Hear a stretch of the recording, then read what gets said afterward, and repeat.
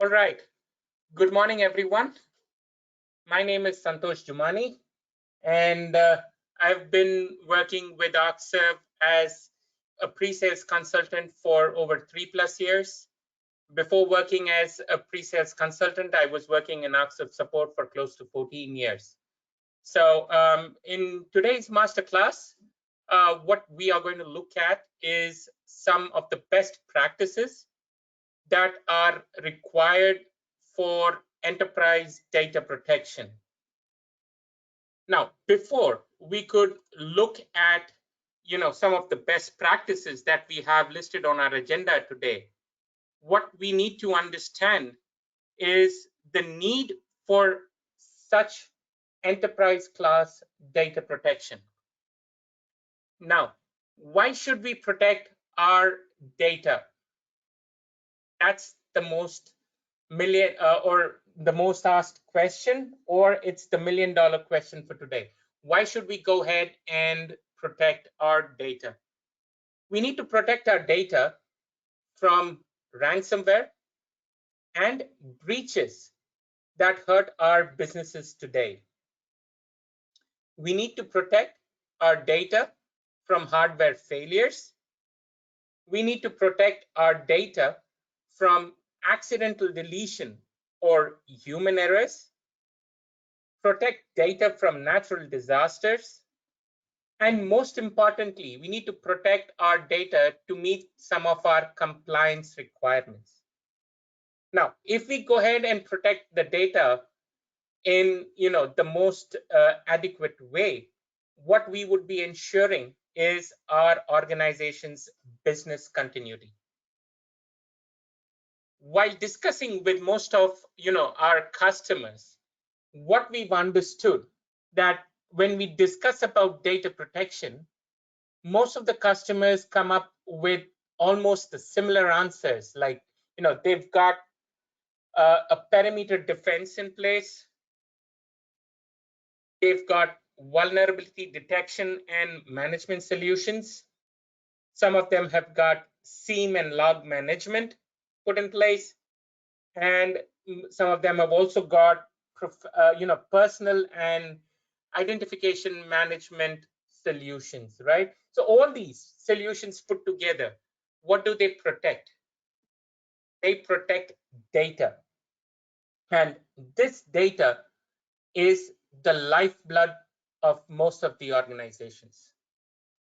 We've commonly read in the newspapers that during this entire pandemic period that was prevailing over the last couple of years, most of the organizations who could not protect their data have actually just shut down their businesses. So it's important for the organizations to understand the importance of data protection so that they could ensure their business continuity. Now, while this topic is debatable that these are not the best 5 practices or these are okay, we have much better best practices that we could put in place. These are the top 5 or the mandatory best practices keeping our Oxserve solution in mind. So the first point of discussion that we would have today is the 3-2-1-1 protection strategy. The next would be assured recovery task and its importance. The third point would be how to leverage Oxserve solutions to generate multiple copies of your backup, and how you could manage these copies and where you could go ahead and store them. The fourth on the agenda is the role-based configuration. That's important as well as mandatory today, because you just cannot give the access to your backups to everyone. And we would be talking about an additional layer of security that we've enabled on the Oxserve console, which is the multi-factor authentication that could help restrict access to your backup console. Looking at the Arcserve data protection solutions, right? The National Institute of Standards and Technology has designed a framework for cybersecurity solutions. And the framework starts with identifying what infrastructure needs, to be protected. Once we've identified the infrastructure, the next is how do we protect that infrastructure? Once the adequate, protection is put in place, the protection is, implemented, we need to continuously monitor or detect any kind of breaches that occur.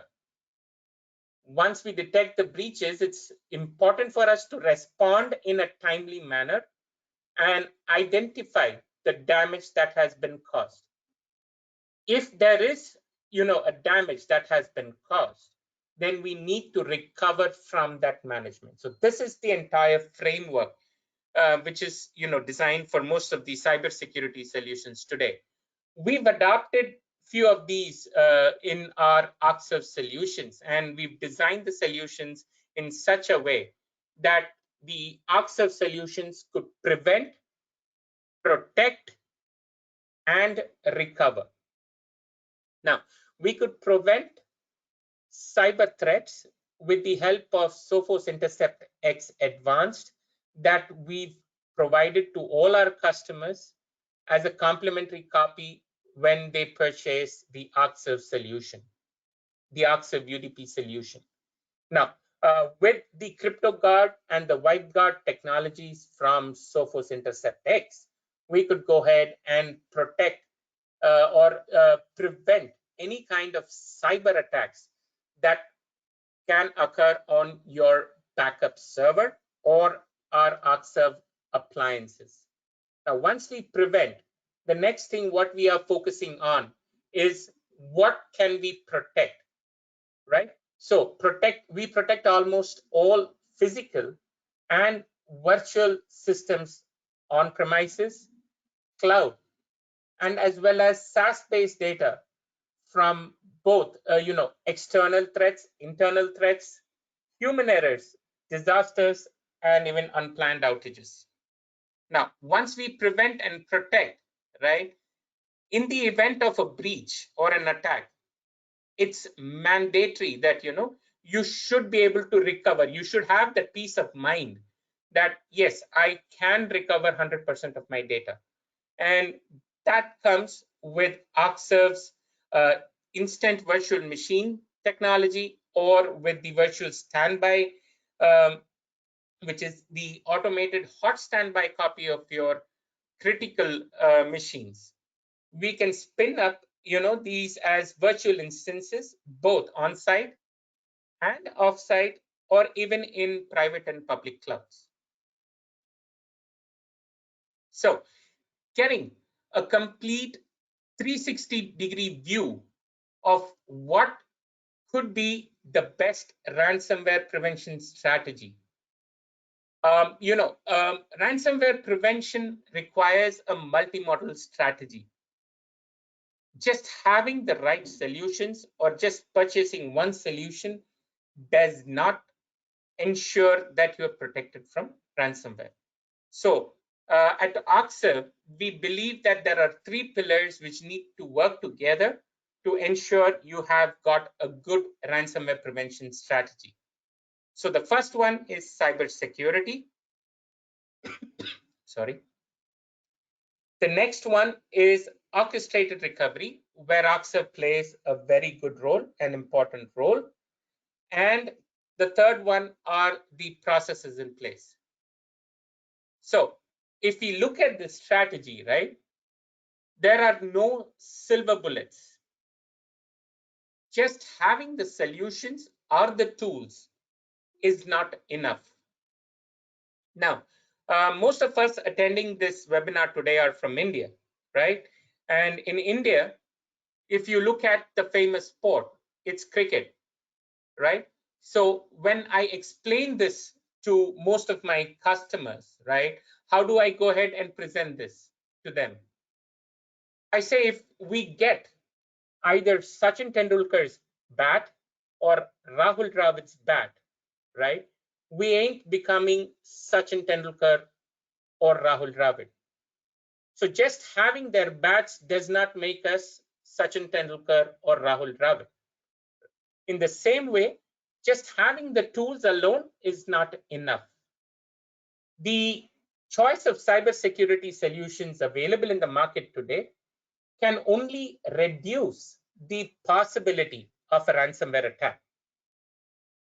Okay, this is just a reduction in the possibility, which basically means attacks can happen, may happen, will happen, and an orchestrated recovery in such a case is crucial.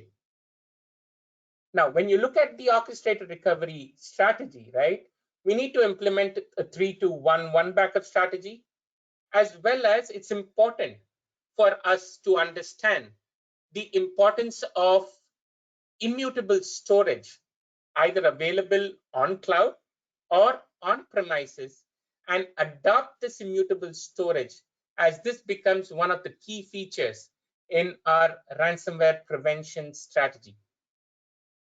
Additional features or additional processes like multi-factor authentication is a must to restrict unauthorized access to the backup console. I repeat, unauthorized access to the backup console. And automated DR testing or the Arcserve assured recovery test has become a must for today's IT admin. Now, in this IoT era, right, the surface of attack has increased because a lot of people started using different devices, different technologies to communicate with each other, to keep the systems up and running, and to have that business continuity. Now, with IoT in place, right, the surface of attack has increased, and the IT admin's job also has increased to ensure that this entire surface is protected. Now, with their workload increasing, right, it becomes difficult for the IT admins to ensure that they run DR tests on a regular basis. So automating this has become an important request, or it's become an important strategy today. Automating your DR drills or your mock DR tests on a regular basis can help prevent such kind of ransomware attacks. Also, not only prevent, it can also help you to get prepared that if in case you're being hit by one such attack, your recovery is not far because you've tried it, tested it on a regular basis. Now, addressing what if. Now, do you have a solid DR plan? That's the most common question I ask my customers. Now, when you look at a solid DR plan, right, what we need to understand is that have we done a perfect business impact analysis? Now, business impact analysis, not all the data that we create is created the same or is valued the same, right? Some data is very critical, some data is critical, some data is required, right? Not all data is created or valued the same.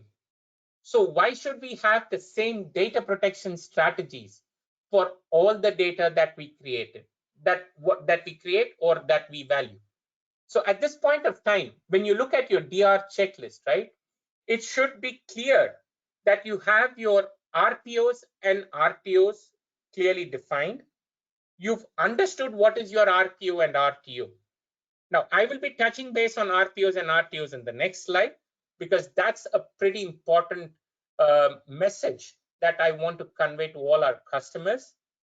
Then the next thing is how frequently would you be running these DR testing? Would you be running them on a quarterly basis or on a half-yearly basis? Is there a way to automate this? Do you have the entire DR process documentation Like which team gets involved when and what are their responsibilities? Is this clearly documented in your DR process? If yes, that's wonderful. Then the next thing is determining your SLAs, because when something goes down, right, in an organization, the management starts questioning, when is it going to be up? Are you sure you would be able to bring up those servers within the determined or a specified SLAs? So identifying SLAs, running DR tests, noting the SLAs from these DR tests and giving it to your management is important. And the last thing, in this DR plan, do you have a solid strategy to protect your backups? That's also should be considered.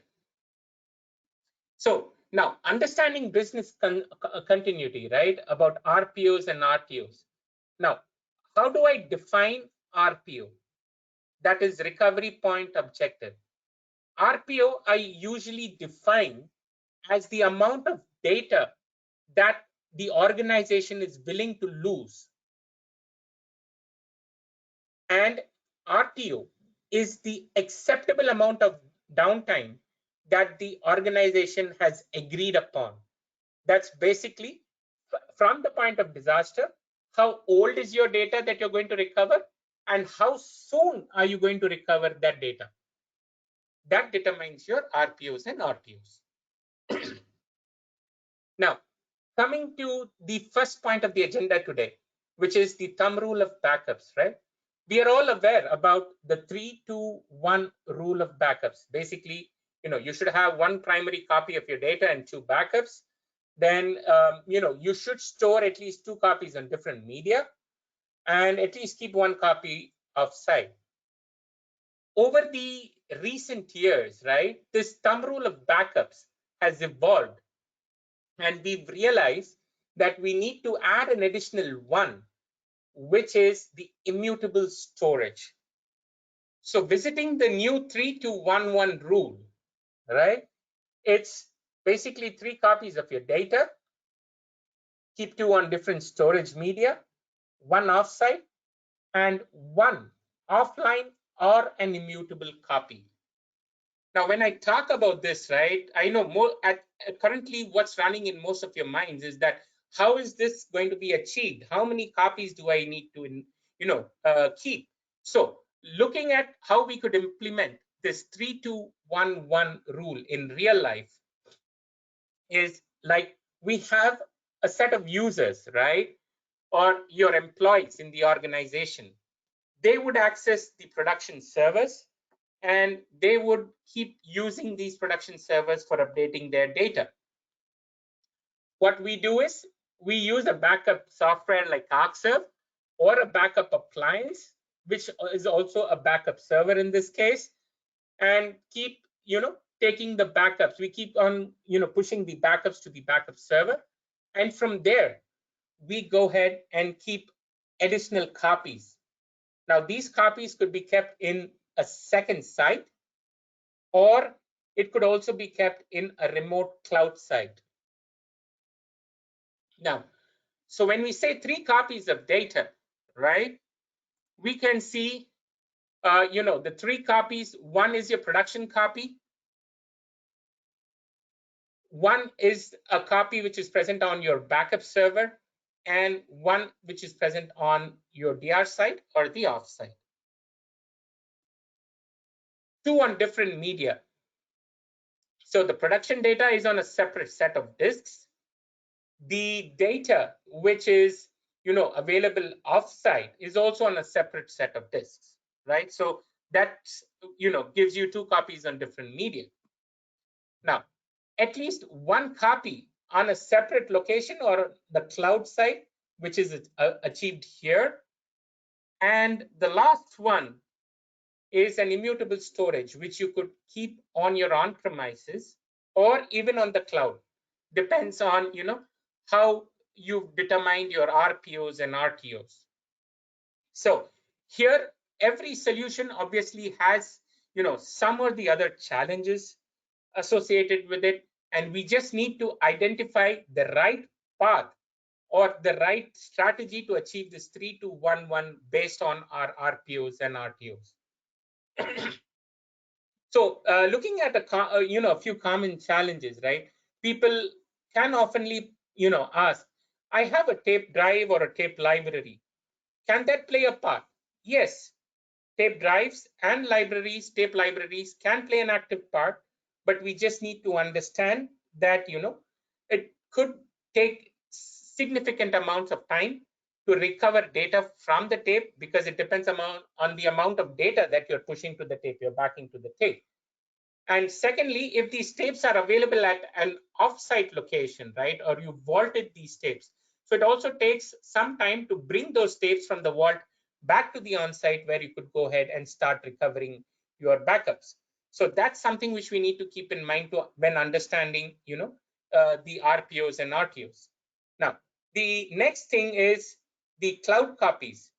Yes, we can push, a good backup to the cloud, but depending on your RPOs and RTOs, recovering from the cloud is possible. Will it fall within your RPOs and RTOs is something which we need to decide, or which you need to decide depending on the RPOs and RTOs that you've designed and defined and given to your organization.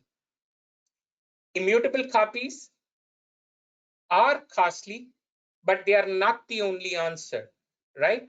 You could have immutable copies using, you could use our copy recovery points task and have immutable copies on the cloud. You could also have immutable copies on the immutable appliance from ArcServe, which is the ArcServe OneSafe appliance. So when we look at this, right, you need to work with multiple vendors to achieve a good data protection strategy, but that's not a dream anymore. You could achieve this all. The complete data protection strategy can be achieved by using ArcServe solution, by using one single vendor. Now, looking at the second task, which is the assured recovery task, the backup integrity testing, the DR testing, right?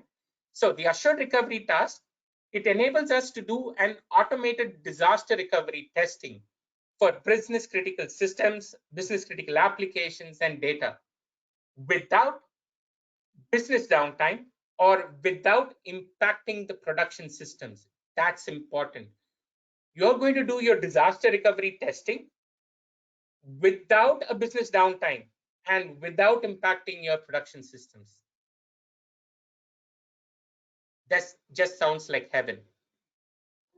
Leveraging IVD and IVM to check the backup integrity. IVD is the instant virtual disk where we go ahead and mount your backup copy to your backup server or the ArcServe backup appliance and run checks on those mount points where we verify the integrity of the volume, we verify the integrity of the file systems. Now, the next technology or the next method that we can adopt is the IVM, which is the instant virtual machine. Now, in this type of test, right, we can spin up virtual machines either on the ArcServe appliance, and if in case you don't have an ArcServe appliance, you could use the hypervisors that are available in your current setup and go ahead and leverage IVMs to ensure that in case of a disaster, you can spin up your backups in the form of an IVM and give the data required to run your business. Now, I've given a quick, a YouTube link at the bottom of the slide. You guys could refer to this and understand the way you can go ahead and use the assured recovery tasks in your setup. Now, let's just focus on the assured recovery task, because this is, as I've been saying, that this is an important task, it's mandatory. The focus on this is like your first task in UDP, right? ArcServe UDP, your first task is always a disk-to-disk backup. Now, when you've scheduled your first task, what you need to do is choose the option to add a task. And when we do that, we see a list of tasks that appeared from the drop down. One is the assured recovery test. The other one is copy recovery points. The third one is copy to tape. We have file archive, file copy. We have the replicate, and we also have replicate to a remotely managed RPS. So within one single plan, you can create your first backup copy, and using additional tasks, right? You could ensure that the backup copy is safe, it's secure, and as well as you could also create multiple copies using additional tasks like copy recovery points, copy to tape, replicate, replicate to remotely managed RPS. So here from this dropdown, if you select assured recovery test, right, what we see is as the source for the assured recovery test, we could go ahead and select the backups, which basically means that on what type of backups or on what kind of backups do you want to run these assured recovery tests? You want to run these assured recovery tests on all your daily backups, or you just want to run them on your weekly backups, or you just want to run them on the monthly backups. You have the option to choose all the backups that you need, or just select daily or weekly or monthly. Now, when you go into test settings, right, you see the two options, the test types. One is the instant virtual machine, where I just spoke that you could use the DR appliances from Oxserve, and you could go ahead and create virtual machines on the Oxserve appliances and run the assured recovery test. Now, if in case you don't have the instant virtual, you cannot perform the instant virtual machine because you do not have an appliance, or you don't have a hypervisor that you could leverage, you can use the instant virtual disk. You could mount these disks onto a folder mapped onto your backup server, and you could run the assured recovery test in the form of instant virtual disks. Now, this is the assured recovery task. What next? Now, just ensuring that the data integrity is good and things like that, the file system is good, is not enough. Now, we've given a complimentary copy of Sophos to all our customers, right? Now, that Sophos complimentary copy can help you a lot. You could scan your backups from time to time, and that is important nowadays. So if you scan your backups, right, you could ensure that you don't have any kind of virus or malware attacks on your backups. And if in case you're going to even use the IBM method, right, the virtual machines, you could spin up your backups as virtual machines and have Sophos InterceptX scan those virtual machines to understand if they have been affected by any kind of cyber threats or any kind of ransomware attacks. Now, once we've identified that the first copy of our backup is good, it's secure, then it makes sense to go ahead and replicate this to either cloud or to a DR site. So looking at how we could leverage Oxserve UDP to make additional copies of the backup, right? You could use the copy to tape task. Now, if in case you're going to use a tape library, then you require the UDP Premium Edition, and you also require the Oxserve backup software to be installed. Once the Oxserve backup software is installed, it can be configured within Oxserve UDP, and the entire copy to tape could be automated to the Oxserve backup solution. We don't have to manage Oxserve backup separately. Everything would be managed by the Oxserve UDP console itself. Now, looking at copy recovery points. Now, it's a complete hydrated point-in-time backup copy. So we can export this hydrated point-in-time backup copy either to a NAS or to a cloud. Now, cloud could be buckets, S3 buckets as well. It could be even your disks as well on the cloud. I'm sorry. So Oxserve has tied up with Wasabi in the past, and we with Wasabi can go ahead and help customers to copy these recovery points to the Wasabi Cloud. The advantage of Wasabi Cloud is that they do not charge any egress when you're downloading from the Wasabi Cloud. The next is replicate. Now, you could have two separate recovery point servers, or you could have a recovery point server and you could have an immutable storage that are on the same premises, and we could replicate data between these two servers using RPS to RPS replication, and both these servers would be managed by the same console. Now, when you look at replicate and replicate to a remotely managed RPS, right? What's the difference in between these? Replicate uses one console and you could replicate between two different RPS servers. But here, when we look at a replicate to a remotely managed RPS, we would have a console and an RPS on one side and a console and the RPS on your DR side, because we want the DR RPS to be managed by a separate console. Just in case if your entire DC goes down, your console, the RPS goes down, you still have an RPS that could be managed using another console. Now, that is provided using the Arcserve Cloud Hybrid offering. And you could also go ahead and manage this in the form of your DR site. If in case you have a DR site, yes, you could go ahead and have a separate installation of the console and the RPS, and you could go ahead and replicate data between these two RPSs. Now, looking at the next point which we discussed in the agenda is the role-based access control. As I said earlier, restricting access to your backups is important.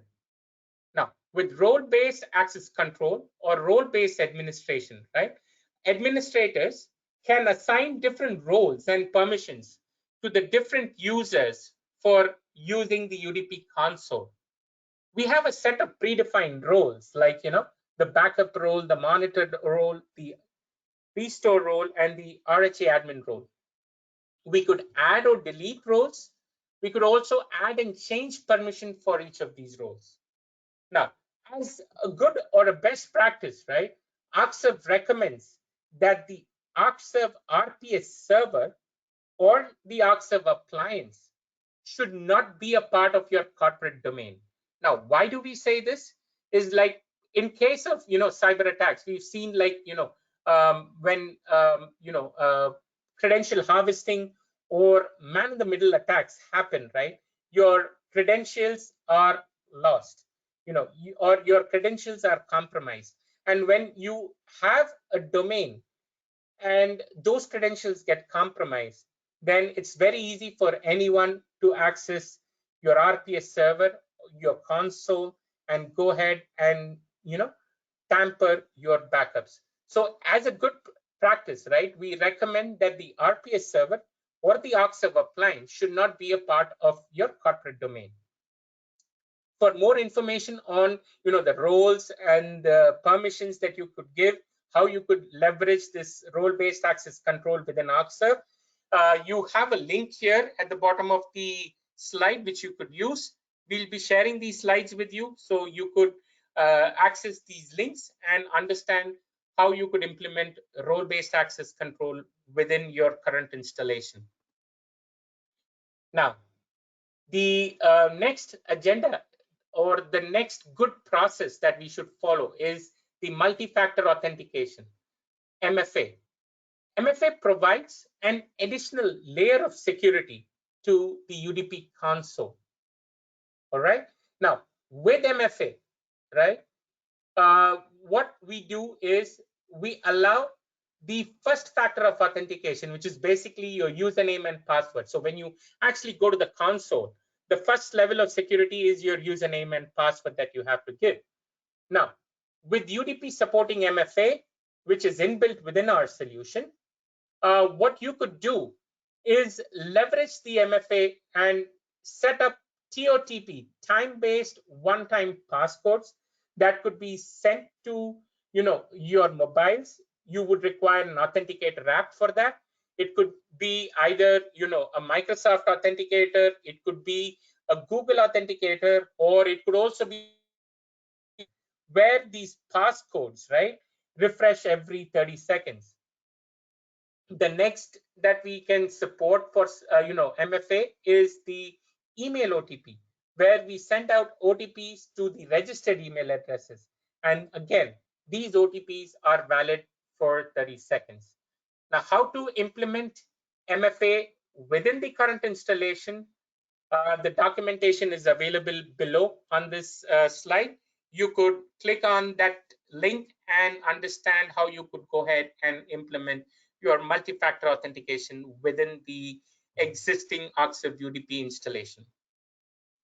Now, I'll just quickly take a break of like 30 seconds before I could just go ahead and start off my demo. Till then, if in case there are any questions, please do not hesitate to go ahead and put them in the questions box, and I'll be more than happy to address them. So just give me a minute, guys.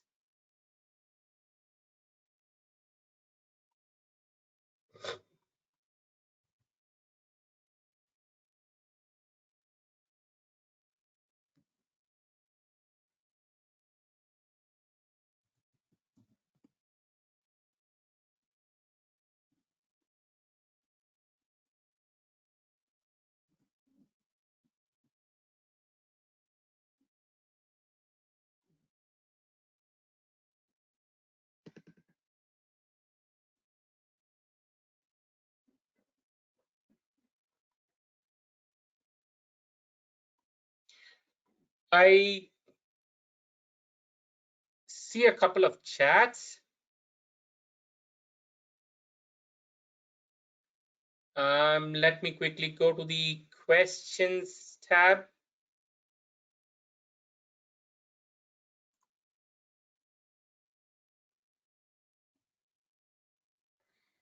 Okay.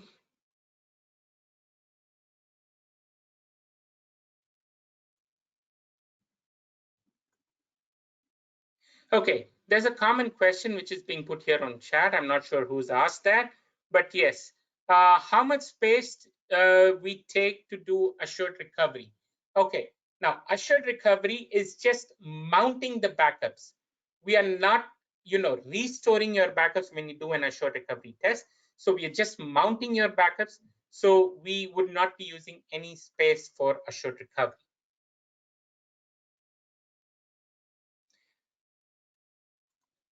Great. Okay, Jagdish has asked, whether is this a solution, is this a backup solution or a cybersecurity solution? Okay, Okcib primarily deals with backup solutions. We are a backup and disaster recovery company. At the same time, we see a convergence of backup, backup technologies and backup security technologies. So that's why we've tied, we have a strategic tie-up with Sophos that helps to keep our backup copies safe. Okay, there is a question. How does the solution identify the protection data is infected by ransomware? Okay, as I said, I've shared the slide earlier. I will just revisit that slide. Just give me a minute.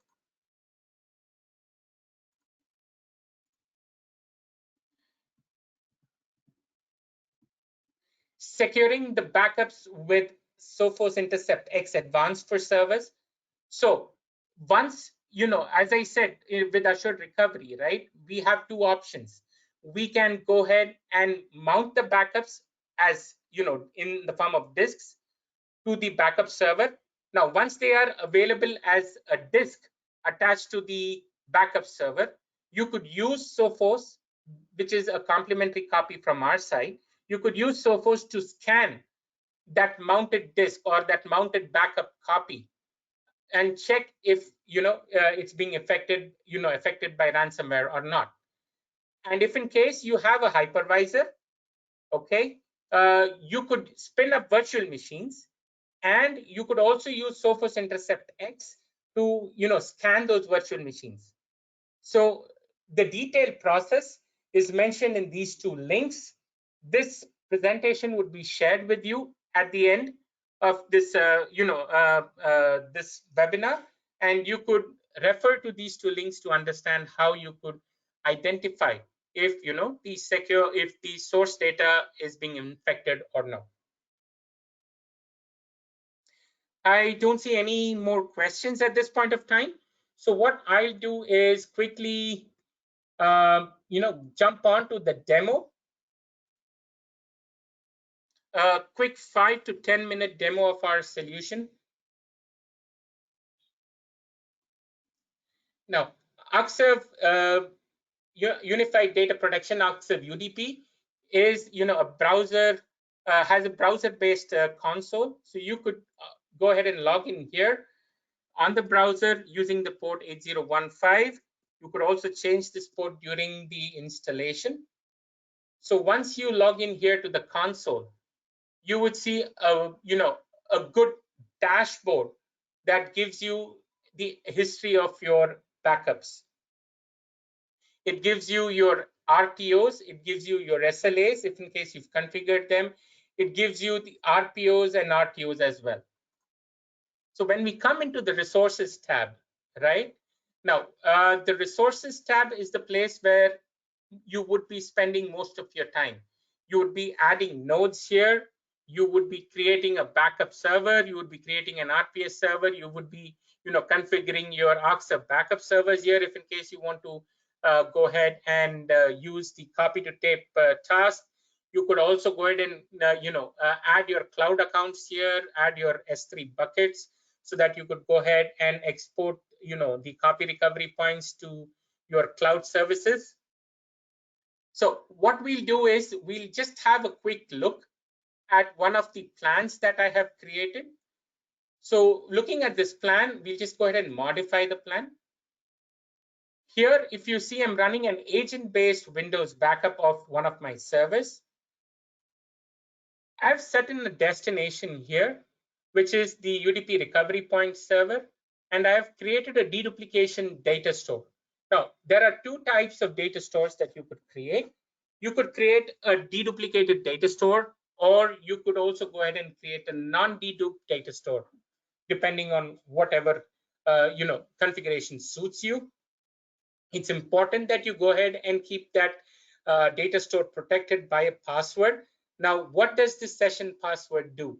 This session password allows you, access to certain people to perform the restores. So if in case the session password is restricted to a certain group of people or to a certain group of IT admins, it's only those IT admins who can perform restores of these types of backups where we've enabled password protection. So we have a schedule here in place, and we also have an additional tab here for advanced where we could go ahead and truncate the logs if in case you're running an SQL server or an Exchange server. It also determines the type of snapshot you want to use for your backups.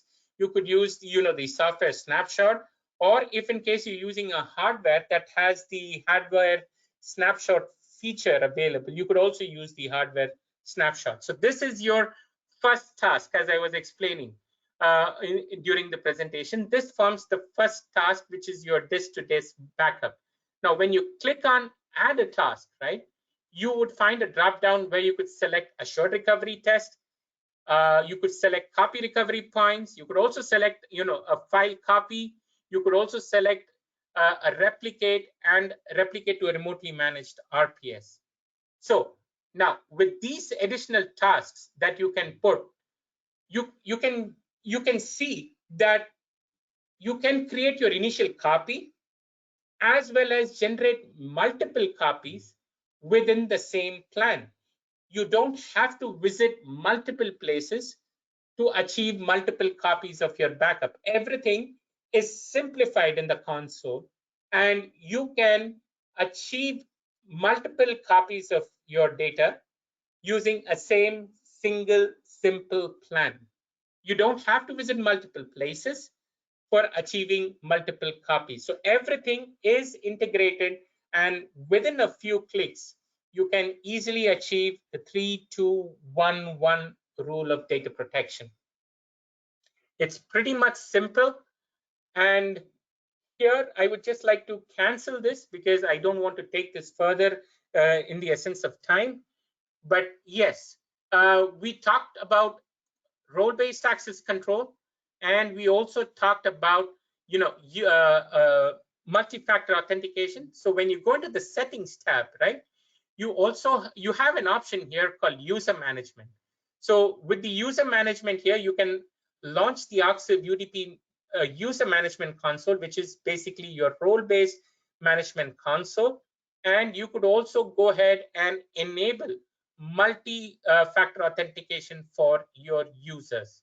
So both MFA and RBAC can be accessed through settings and through user management. I would just run through the other options of the console. We have a jobs tab where all the tasks or all the jobs that are currently running could be seen, all the jobs which have failed could be seen, and all the completed jobs or all the canceled jobs could be seen here. Here we have something called reports. We have multiple predefined reports that help our customers.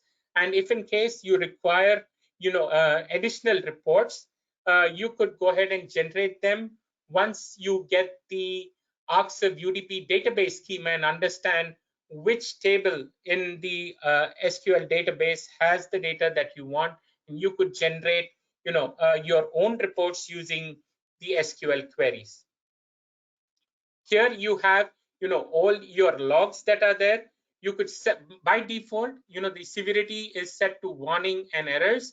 You could always go ahead and set it as all to see whatever are the, logs for the entire backup job or the restore job or the copy jobs. And we have a separate tab here for high availability. Now, I've not configured high availability here, but for people on this call who understand what is high availability solution from Okta, who understand that Okta has got a separate Okta continuous availability solution, we could go ahead and integrate the continuous availability solution within this console. And what we want to achieve by that is that almost all the Okta products could be managed from a single console. So you could access, your continuous availability. Okta backup, you can be accessed from here if you set the copy to tape tasks. And you can also go ahead and manage your disk to disk backups using the same UDP console. So that's a quick demo of our, console, how it looks, and just to give you a feel of our solution for the people who've not seen the latest version of Okta yet. Great. And what I would be doing at this point of time is quickly going back to the presentation. Just give me a minute, guys.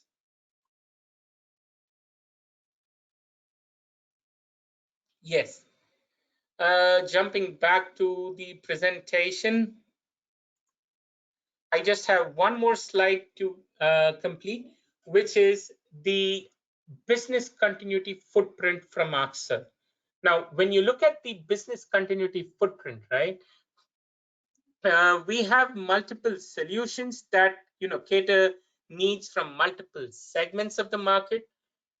We have the Okta Solo, we have the ShadowSafe, we have cloud services that are more or less an MSP kind of model, which are best suited for small customers, small and mid-market customers. When you look at the other solutions, right, like Okta Cloud Direct, Okta Backup, Okta UDP, Okta UDP Cloud Hybrid, these cater to the mid-market and the mid-enterprise customers.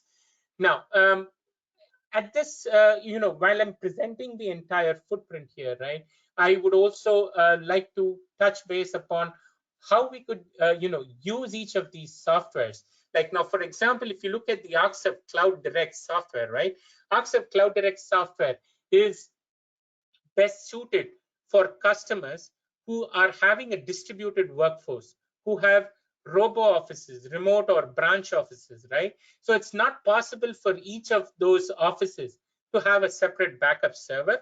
So what Cloud Direct, provides such kind of customers is a direct backup to cloud solution without the, without any hardware requirements on premises. So without any requirement for a backup server or a on-prem server, you can start directly backing up all your data to the cloud. And this is, provided, the licensing meter for this is capacity basis. The minimum increment is 1 terabyte. And note, within this 1 terabyte, right, we don't restrict how many users or how many machines or how many servers you could back up to the Cloud Direct service using the Cloud Direct service in that 1 TB. So there's no cap, but yes, once the 1 TB is full, you would be required to purchase an additional 1 TB in order to continue using our services.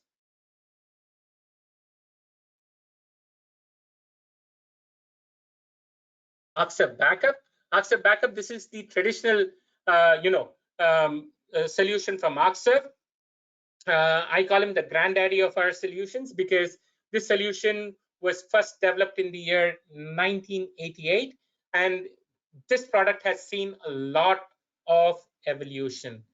This product till today fits in most of the mid-market, mid-enterprise customers because this supports tapes, and tape today being considered as one of the cheapest means as well as one of the best immutable backups that are available in the market, because none of us have heard like, oh, my tape library got hacked. We've not heard that because tape is not connected to the network. So accessing a tape drive could be difficult, and moreover, tampering your data on that tape drive could be difficult. So yes, Aksar Backup fits really good there. We have, Aksar Backup evolve into Aksar UDP, right? Now, what does UDP do? UDP gives you image level backups today. That's something, which is required by most of the enterprises today, because with image level backups, and especially these image level backups being written to disks, we could leverage, data reduction technologies like deduplication and compression, and reduce the backup footprint or the storage footprint for your backups using Aksar UDP. Now we have a cloud backup solution which is now being also sold as Aksar SaaS Backup. And when you come to the appliances, right, we have a wide range of appliances that are available in the market today. We have the 9000 series appliances, which come basically in 1U and 2U factors. The 1U are basically fixed appliances with 4, 8, and 16 TB disks that come associated with the appliance. And the DR appliances, which come as 2U, they start from 24 TB all the way to 168 TB usable disks. Now, the DR appliances, as I was saying, they are powered, they could be powered with additional RAM. And since they come with dual CPUs, right, you could run your DR instances, you could run your, DR virtual machines. If in case of a machine goes down or your physical server goes down, you could run a DR instance on your Aksar Backup appliance itself. Now, we have something called, the immutable storage that I was talking about earlier, and that's the Aksar OneSafe 4500 series. Now, this immutable storage helps to keep 3 copies of your data. This is a scale-out solution, and if you go ahead and add additional OneSafe appliances, it could form a cluster, and this could just scale out to over a petabyte. So with 3 copies of data, right, using RF3, that is replica factor 3 or replica factor 2, you have 2 copies which are being stored on the OneSafe appliance. RF2 is equivalent to RAID 5, RF3 is equivalent to RAID 6. But mind it, we do not use RAID technologies. This is just for your understanding that RF2 supports the failure of 1 disk, so it's equivalent to RAID 5. RF3 supports the failure of 2 disks, so it's equivalent to R6. But OneSafe does not use RAID technology at all. Now, when it comes to the, the large enterprise, right? We have seen ArcServe X series being positioned and the ArcServe N series being positioned. ArcServe X series is our multi-petabyte option, whereas the N series is, a 4-node cluster on which ArcServe ArcServe UDP runs, which is powered by Nutanix.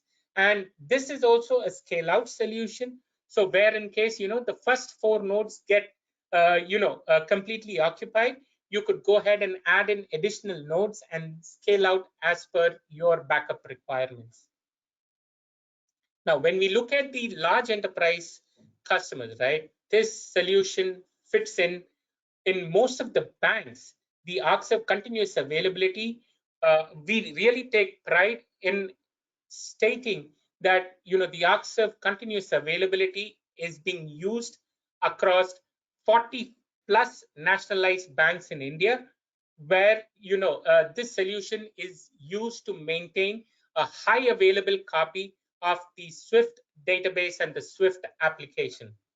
So if in case, you have a need for ArcServe continuous availability, yes, ArcServe continuous availability could give you near zero downtime depending on the bandwidth, and it also gives you near zero data loss. So when you look at the entire business continuity footprint, ArcServe can fit in almost all the segments that have been discussed: small business, mid-market, mid-enterprise, large enterprise. So with that, I would just like to open up for any questions. I see I've already addressed a few questions, but if in case there are any other additional questions that come to your mind, please feel free to go ahead and put them in the questions box, and I would be happy to answer them. If in case there are any questions that come after this webinar, you could also email your questions to presalesap@arcserve.com or info@arcserve.com. So I'm open to any questions. If in case there are any questions, do let us know, and I'll be happy to address them.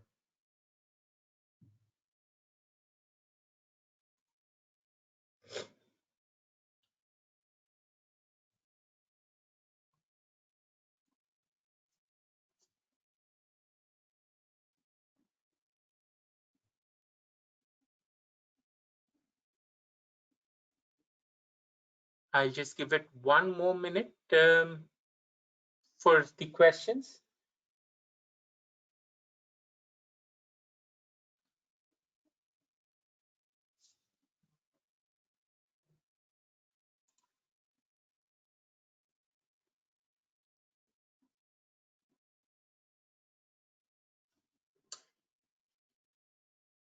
All right, I'm not seeing any more questions in the questions box. So okay. What is I just got a question. What is the licensing part? Right. Okay. A quick overview on licensing. ArcServe UDP has got 3 types of licensing. One is standard, advanced, and premium. The licensing meters are available as per socket, per VM, or even per TB on managed capacity basis. So you can choose whatever option best fits the customer. But yes, if in case you want a truly scalable solution, scalable license, right, I would prefer sticking to sockets, because if in case, say if in case you have a hypervisor, say like VMware, and it's running on 2 physical sockets. So with 2 socket licensing, you could go ahead and back up or protect all the VMs that are running on that hypervisor, irrespective of the number of VMs. So you could have 15, 20, or 30 VMs running on that hypervisor, and you could protect all 30 of them using the 2 socket licensing, rather than looking at VM-based licensing, where initially the customer may just have 10 VMs, but later when his business expands and he has 15 VMs, you need to go ahead and purchase an additional 5 backup licenses for those 5 VMs. We avoid those and we give a total scalable licensing option with the socket-based licensing. All right, there's another request to share the document on the licensing part. Yes, I would go ahead and share the the link for the licensing guide. You could download the guide and also refer to the licensing guide for a better understanding of the license, OCServe license. All right, I think we are already 4 minutes past our time. So I'll just quickly go ahead and close this webinar. Any further questions, please do not hesitate to reach us out in the 2 email addresses I just told, presalesap@oxserve.com or info@oxserve.com. Thank you guys for joining this webinar. You all have a wonderful day ahead. Thank you. Bye-bye.